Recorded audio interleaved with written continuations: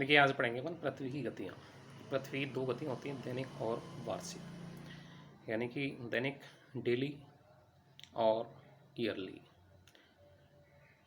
To movements of the अर्थ,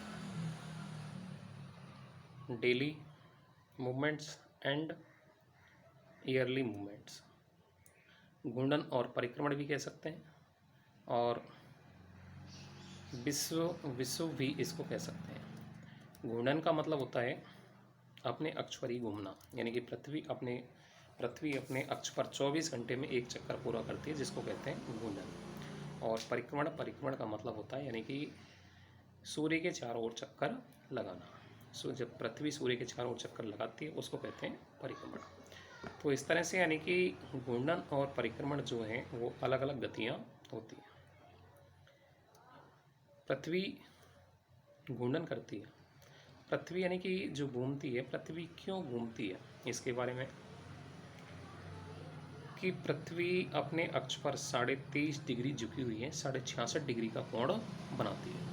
और 66.5 degree का कोण बनाने के कारण ये अपने अक्ष पर घूमती। यदि 23.5 डिग्री झुकी हुई नहीं होती तो ये अपने अक्ष पर नहीं घूमती। तो 23.5 डिग्री झुकी होने के कारण ये अपने अक्ष पर घूमती।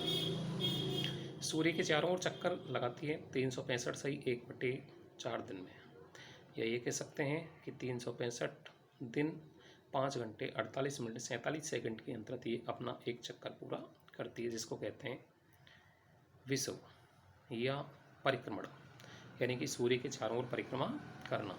सूर्य के चारों ओर जो परिक्रमा करती है वो किस लिए करती है, क्योंकि ये सौर परिवार का ही एक ग्रह है। ग्रह किसको कहते हैं, जो अपने स्वतंत्र पथ के अंतर परिक्रमा करते हैं और अपने तारे के चारों ओर जो पिंड परिक्रमा करते हैं उसको ग्रह कहते हैं। तो इस तरह से पृथ्वी जो है वो सूर्य के चारों ओर चक्कर लगाती है। वर्ष में पृथ्वी की जो गतियाँ होती हैं, यानी कि एक अंडाकार पथ के अंतर परिक्रमा करती है।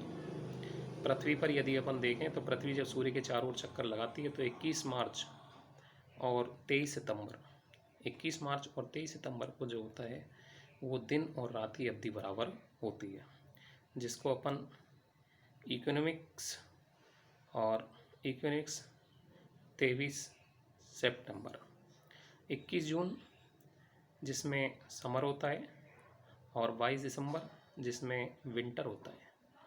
यानी कि 21 जून जिसको समर सोलिस्टिक यानी कि ग्रीष्म विश्व कह सकते हैं, और 22 दिसंबर जिसको विंटर विश्व यानी कि विंटर सोलिस्टिक के नाम से भी जाना जाता है। एपिलियन पेराहिलियन, यानी कि पेराहिलियन जिस बिंदु पर पृथ्वी सूर्य के सबसे नज़दीक होती है उसे पेराहिलियन कहते हैं। एपिलियन जिस बिंदु पर सूर्य यानी कि पृथ्वी के सबसे नज़दीक होता है उसको पेराहिलियन कहते हैं। तो इस तरह से इनकी गतियाँ होती हैं, और जब ये गतियाँ होती हैं तो विभिन्न प्रकार की ऋतुओं का परिवर्तन भी होता है। यानी कि पृथ्वी अपने अक्ष पर 5 डिग्री झुके होने के कारण सभी जगह सूर्य का प्रकाश एक समान नहीं पड़ता, इसलिए दिन और रात में भी समानता नहीं होती। सभी जगह जो दिन और रात होते हैं वो अलग अलग होते हैं। केवल भूमध्य रेखा पर जो दिन और रात की अवधि होती है वो 12 घंटे की होती है। प्रकाश व्रत जिसको कहते हैं वो पृथ्वी को 2 बराबर भागों में बांटता है।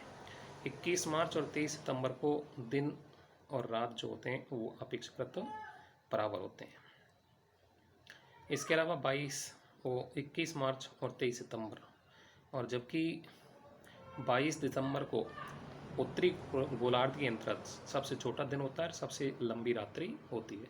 21 जून को सूर्य जब कर्क रेखा पर होता है तो यानी कि दिन की अवधि अधिक होती है और रात की अवधि कम होती है। रात्रि मात्र 10 घंटे की होती है और दिन की अवधि जो होती है वो 14 घंटे के लगभग होती है।